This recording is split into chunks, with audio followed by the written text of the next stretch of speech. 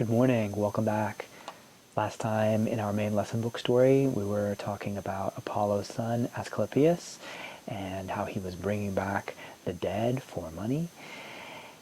And in today's story, we are going to talk about the Muses, who, as we found out at the end of last time's story, Apollo had become mortal for a few years and decided to wander the earth. The 9 Muses. The 9 Muses were the daughters of Zeus and the Titaness Mnemosyne. Their mother's memory was as long as her beautiful hair, for she was the goddess of memory and knew all that had happened since the beginning of time. She gathered her 9 daughters around her and told them wondrous tales. She told them about the creation of earth and the fall of the Titans, about the glorious Olympians and their rise to power, about Prometheus, who stole the heavenly fire, about the sun and the stars, and most of all, about the great wisdom of their father Zeus.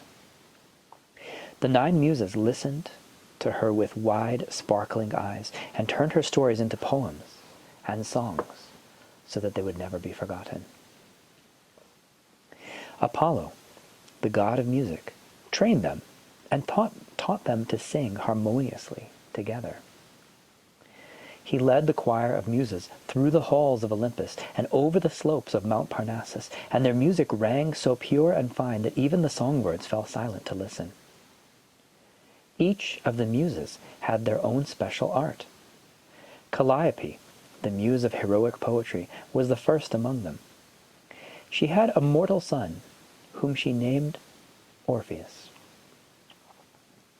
And he sang almost as beautifully as the Muses themselves.